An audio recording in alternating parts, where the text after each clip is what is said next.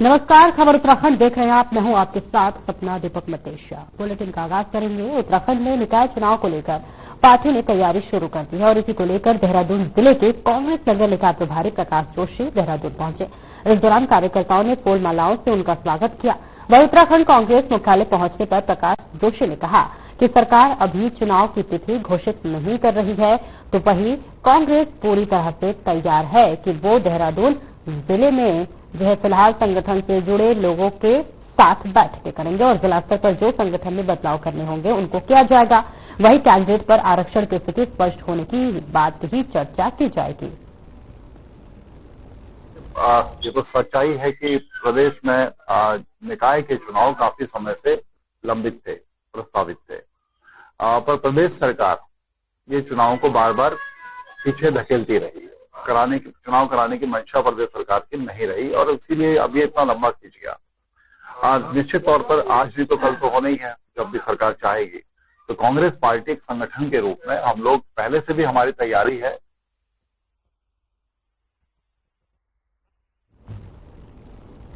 और हल्द्वानी विधायक सुमित ने प्रदेश में राज्य सरकार पर जिला पंचायत अध्यक्ष को प्रशासक नियुक्त किए जाने पर सवाल उठाते हुए कहा कि यदि सरकार को जिला पंचायत के अध्यक्ष को ही प्रशासक बनता तो ब्लॉक प्रमुखों में क्या कमी थी, वही प्रधानों को भी प्रशासक क्यों नहीं बनाया गया।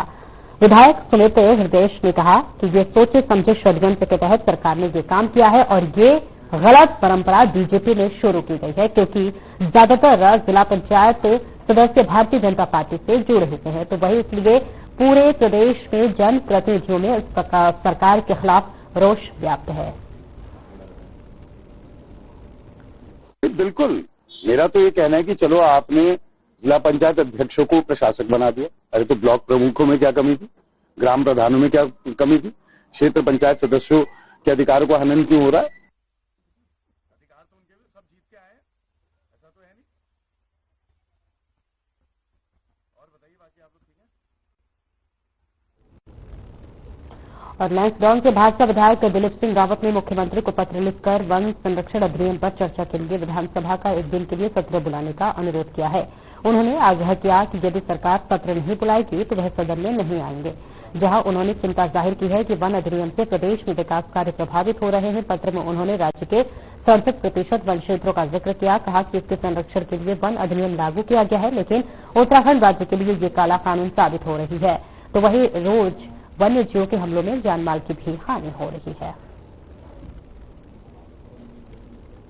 देखिए, दुर्भाग्य है कि उत्तराखंड में 70-71% लगभग हमारा इसमें वन आच्छादित क्षेत्र हो चुका है और हमें एक तरफ हमारी जितनी विकास की योजनाएं हैं उनमें वन अधिनियम आड़े आ रहा है, लेकिन दूसरी तरफ जो है वन्य जीव जो है हमको रोज दिवाला बना रहे हैं।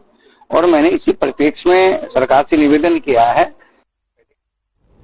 और खबर देहरादून से है, जहां पर लोक निर्माण विभाग के नवनियुक्त प्रमुख अभियंता राजेश चंद्र शर्मा ने कार्यभार ग्रहण कर लिया है। आपको बता दें कि यमुना कॉलोनी स्थित लोक निर्माण विभाग के कार्यालय में अधिकारियों और कर्मचारियों ने राजेश चंद्र शर्मा का स्वागत किया। वह इस मौके पर राजेश चंद्र शर्मा ने क्या कुछ कहा, आइए सुनवाते हैं।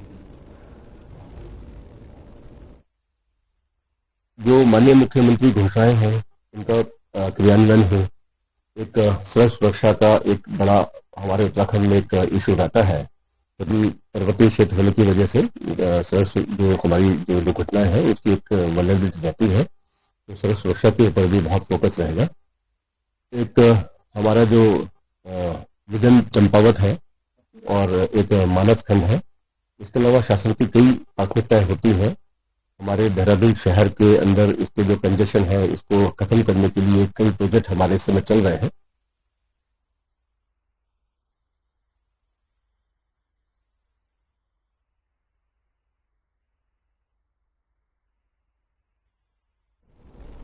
और राजधानी देहरादून में एक विशेष समुदाय के युवक की तरफ से हिंदू युवती के साथ आपत्तिजनक शब्दों के प्रयोग करने का मामला सामने आया है और इसके बाद महिला की शिकायत पर पुलिस ने मुकदमा दर्ज कर आरोपी की तलाश शुरू कर दी है। दरअसल देहरादून के बल्लूपुर चौक के पास एक रेस्टोरेंट पर एक युवती खाना लेने के लिए गई हुई थी और जब उसने रेस्टोरेंट पर मौजूद एक विशेष समुदाय के युवक से खाना पैक करने के लिए कहा तो उस युवक ने महिला को आपत्तिजनक शब्दों में जो है जवाब दिया, जिसका महिला ने विरोध किया और इसी के साथ साथ वहां जो भीड़ थी, भीड़ जमा हो गई, जिसके बाद मौके पर पुलिस पहुंची और जांच की गई।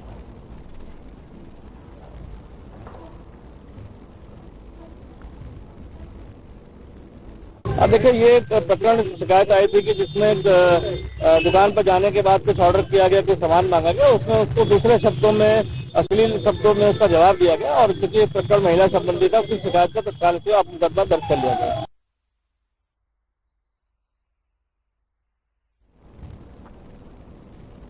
पौड़ी क्षेत्र राजस्व पुलिस से रेगुलर पुलिस में स्थानांतरित हुए एक मामले पर डंडा मल्ला गांव निवासी चंडी प्रसाद ने सीओ सदर अनुज कुमार से मुलाकात की और एक ज्ञापन सौंपा। उन्होंने जो है अपने बेटे की मौत के कारणों की जांच कर दोषियों के खिलाफ जो है कठोर कार्रवाई की मांग की है। तो वही ज्ञापन में उन्होंने बताया कि बीते 5 सितंबर 2024 को उनके बेटे की संदिग्ध परिस्थितियों में मौत हुई थी, जिस पर उन्होंने कार्रवाई की मांग की है। वही प्रशासन ने उन्हें नियम के मुताबिक कठोर कार्रवाई का भरोसा दिलाया है।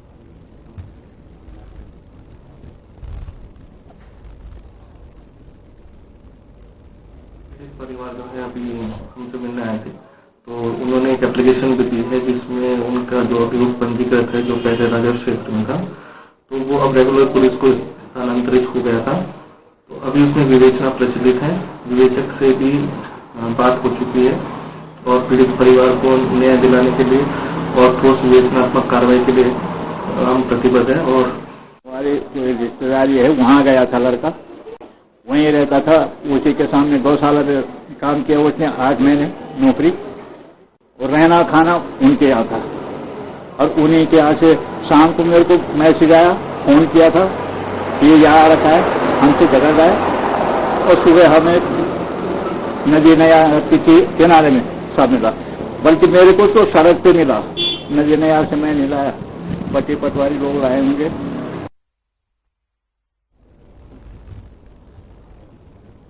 और उत्तराखंड में वर्ष भर पर्यटकों और तीर्थयात्रियों की आवाजाही लगी रहती है। ऐसे में प्रदेश सरकार यातायात जाम की समस्या से निपटने के लिए सड़क चौड़ीकरण के साथ ही प्रमुख तीर्थों, शहरों और पर्यटन स्थलों पर पार्किंग स्थलों का निर्माण कर रही है। वहीं वर्तमान में विभिन्न विकास प्राधिकरण के जरिए 182 स्थानों पर 15,000 से अधिक वाहनों की पार्किंग सुविधा तैयार की जा रही है, जिसमें से 34 जगह पार्किंग स्थल तैयार हो चुके हैं।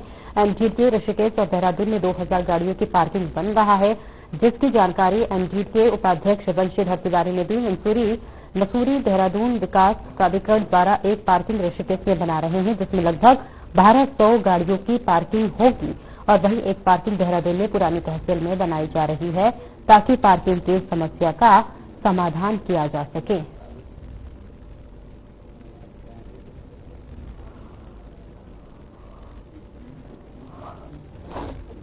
देखिए, पूरे प्रदेश में पार्किंग बनाई जा रही है अलग अलग विभागों के द्वारा, अलग अलग विकास प्राधिकरणों के द्वारा। देहरादून में मसूरी देहरादून विकास प्राधिकरण द्वारा एक पार्किंग हम लोग ऋषिकेश में बना रहे हैं, और जिसमें लगभग 1200 गाड़ियों की पार्किंग होगी, और एक पार्किंग हम देहरादून में बना रहे हैं जो पुरानी तहसील हमारी रही है वहां पर। तो पार्किंग की समस्या के समाधान के लिए हम लोग लगातार प्रयास कर रहे हैं।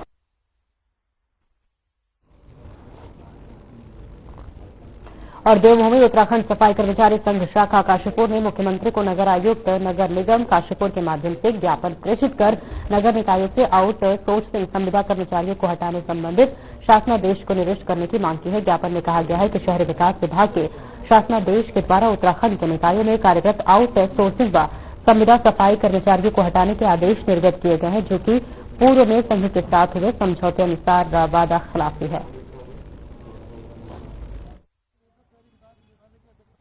मामला ये है, शहरी विकास सचिव द्वारा एक नगर निगमों के लिए आदेश किया गया है कि जो शासन की बिना अनुमति के आउटसोर्सिंग संविदा कर्मचारी लगे हुए हैं, उनको उनकी सूचना लेकर उन्हें हटाने का आदेश किया गया,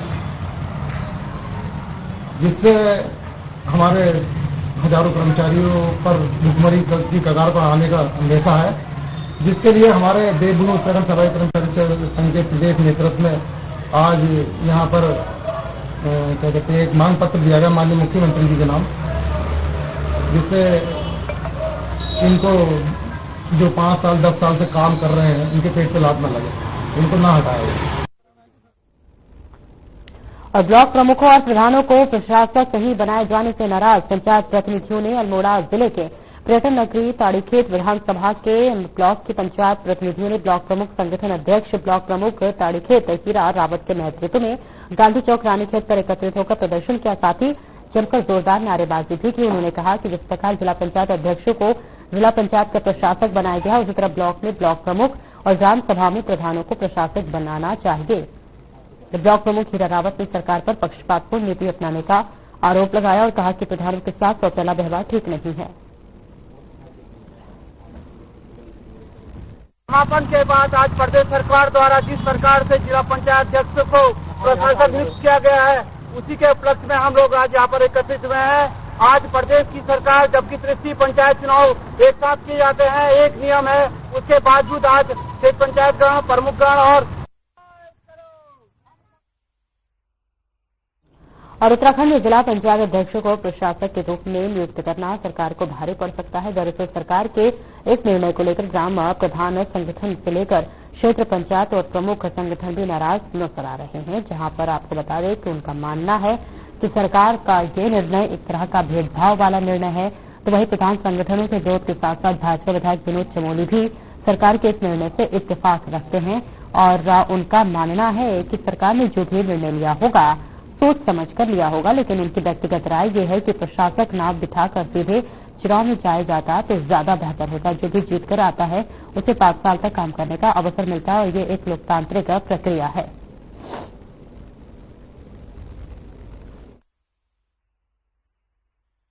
जब सरकार ने निर्णय लिया है तो सरकार ने क्या दृष्टिकोण रख निर्णय लिया है, सरकार में बैठा हुआ कोई नुमाइंदा इस पर सही बात कह पाएगा। मैं तो संगठनों का व्यक्ति एक सामान्य विधायक हूँ, तो जो निर्णय सरकार ने लिया हमारा जिम्मेदारी, हम निर्णय के साथ खड़े रहे।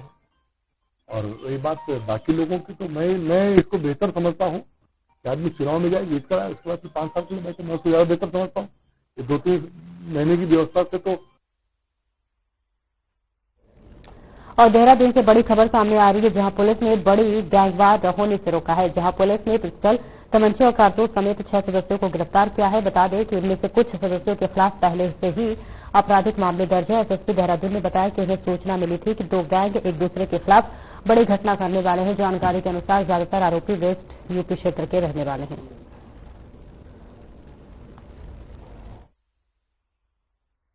ये कल जो है हमारी एसओजी और थाना बसंत विहार साथ ही थाना क्लेमेंट टाउन की पुलिस ने संयुक्त कार्रवाई करते हुए एक बहुत ही भयानक जो हो सकती थी गैंग वॉर, क्योंकि भारी मात्रा में जो असले बरामद हुए तो उसे अंदाजा लगाया जा सकता है कि किसी बड़ी प्लानिंग की या किसी बड़ी घटना को अंजाम देने के लिए उनके पास ये हथियार मौजूद थे। कल एसएसपी साहब को सूचना प्राप्त हुई थी कि कुछ जो है ऐसे अभियुक्त जो कि पूर्व में मुकदमों में भी जेल गए हैं, तो उनके द्वारा जो है अपने अपने यंग लोगों के जो है गैंग बना लिए गए हैं और आपस में जो है एक दूसरे के ऊपर वारदात करने के फराक में घूम रहे हैं।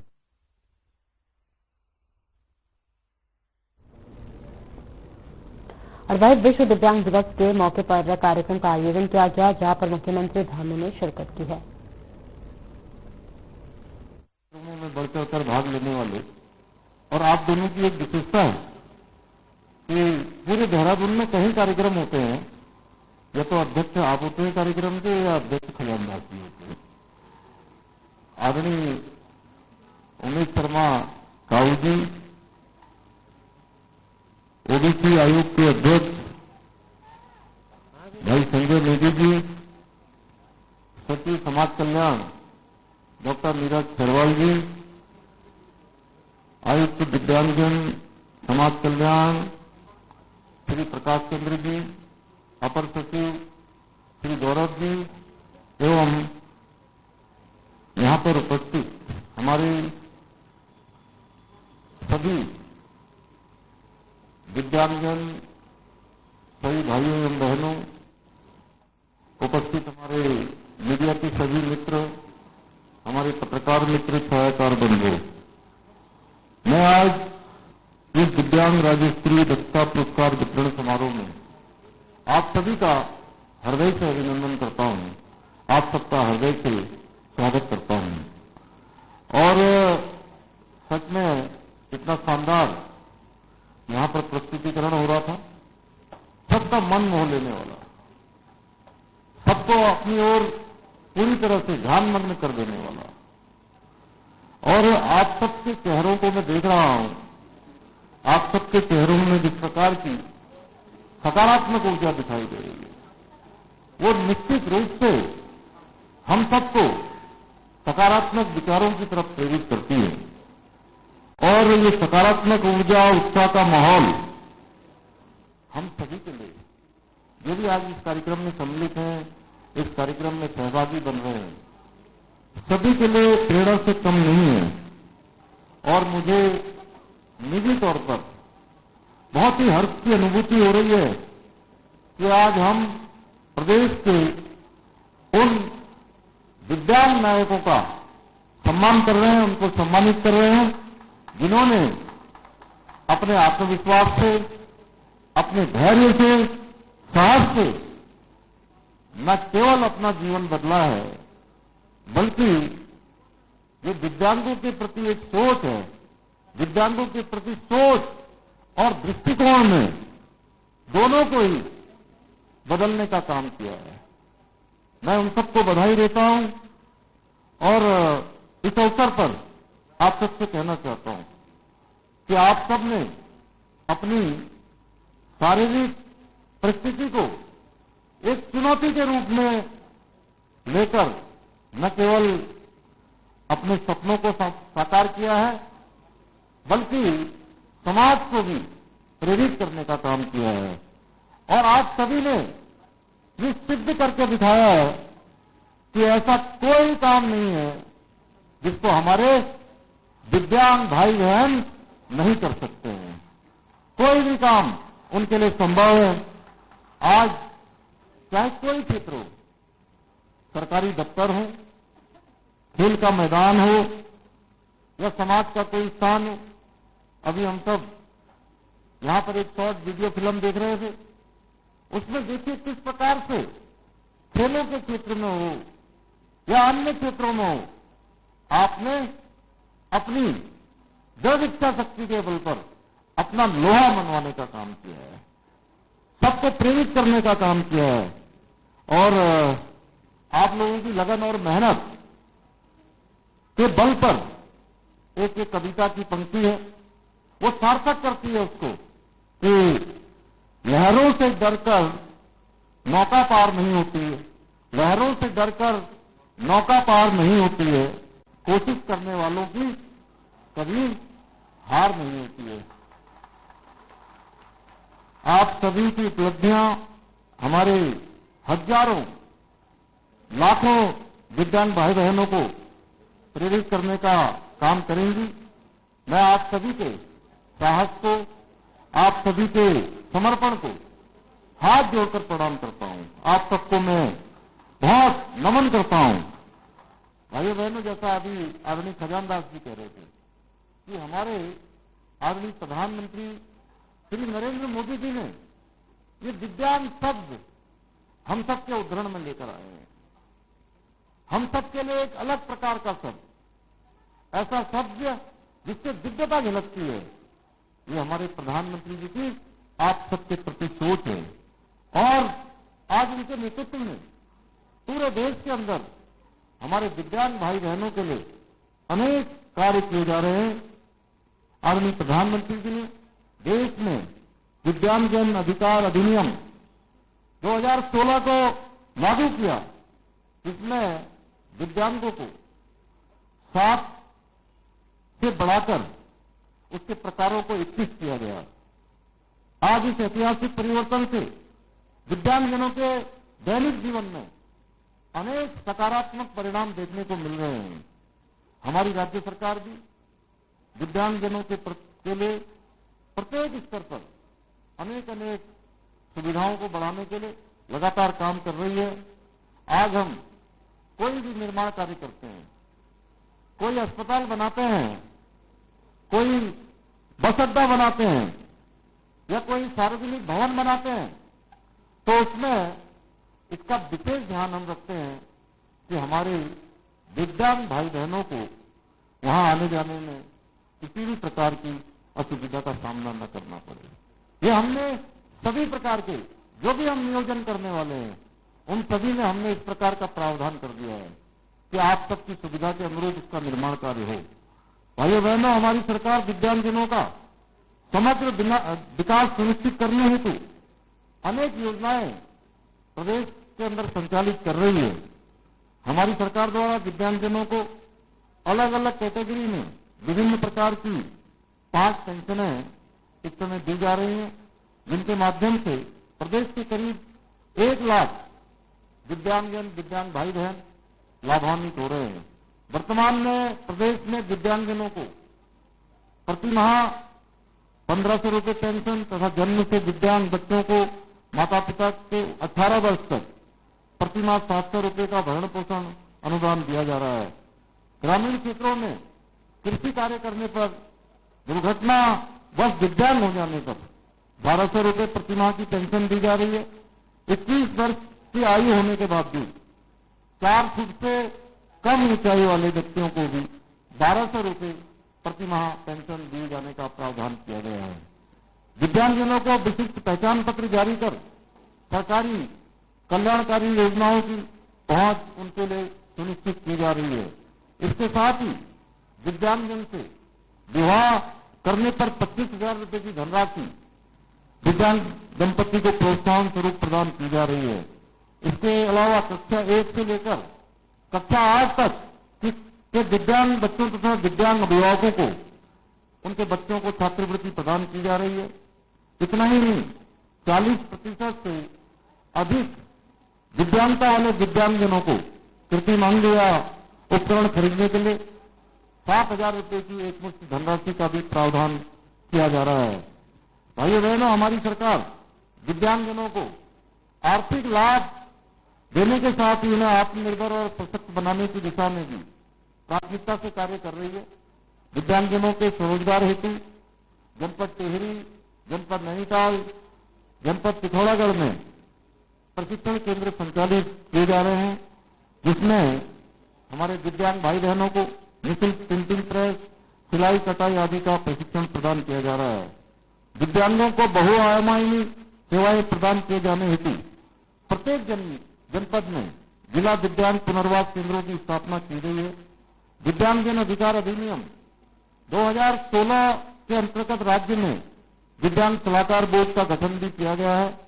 दिव्यांगजनों के अधिकारों और संरक्षणों को संचालित योजनाओं के क्रियान्वयन हेतु राज्य में न्यायालय आयुक्त की स्थापना की गई है। साथ ही प्राप्त और आप सुन रहे थे मुख्यमंत्री पुष्कर सिंह धामी को। फिलहाल इस बुलेटिन में इतना ही। दीजिए इजाजत। नमस्कार।